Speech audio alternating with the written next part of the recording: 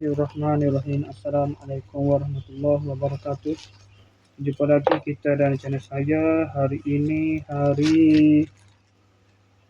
hari ini? Hari Selasa, 2 hari bulan Disember 2025 Masehi bersamaan dengan 11 Jamadil Akhir 1447 Hijriah. Sekarang ni pukul 5.54 petang. Seperti biasa, video dari report kita untuk hari ini. Kemarin selepas selesai video dari report, saya terus pergi ke kedai bakery untuk minum-minum pagi, untuk minum petang. Lepas tu dengan maghrib ya.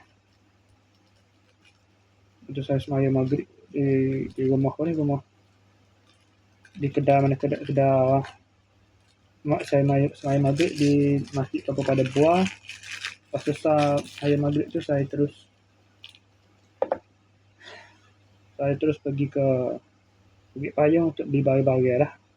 Barang makan dan juga ni gong ni, tak ada sikit gong ni. Dia dah pasal kat dia tu. Lepas tu sampai sana dengar ustaz duduk ceramah di Masjid Bukit Payung kan. Kalau saya ingat pada Isnin tu, pada Selasa, ustaz tu dah ada lagi lah mengajar di sana. Saya pun terus pergi dengar kuliah sekejap. Dekat nak isyak dekat nak isyak dah. Lepas tu semaya isyak. Lepas dengar kuliah sekejap tu, semaya isyak di Masjid Kampung Bukit Payung. Lepas selesai semaya maghrib tu, saya terus balik mai kat ni lah. Balik mai kat ni tu singgah pula ke bakery. Sampai dah ke pukul, sampai dah dia buka lah.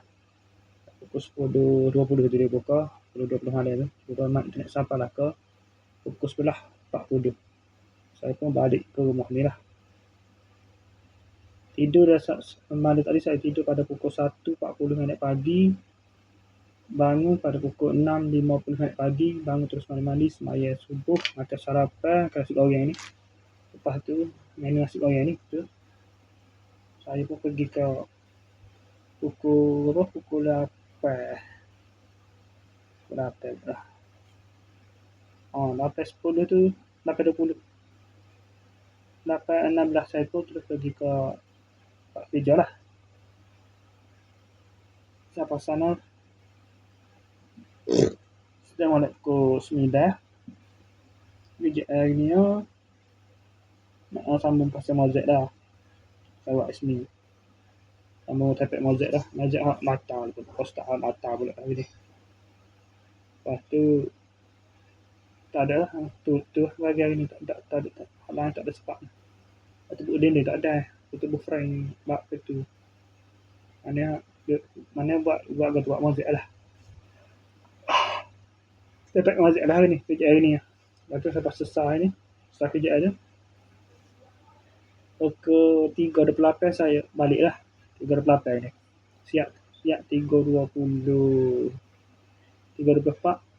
3.28 terus balik. Terus balik ke rumah. Balik tak ada tambah Shopee tak ada apa hari ni. Lepas tu terus pergi balik ke rumah. Sampai di rumah ni saya terus semaya Zuhur pada pukul 3.50 petang. Lepas tu saya terlelap sekejap. Bangun. Terlelap lama kat lah terlelap. Bangun saat ni pada pukul 5.40 ni. Lepas tu terus semaya Zuhur. Semaya Asar. Lepas semaya Asar terus buat video ni pada pukul 5.54 sekarang tadi. Okey, saya rasa sekadar saja untuk sesi video dari report kita untuk hari ini. Assalamualaikum, jumpa lagi. Bye.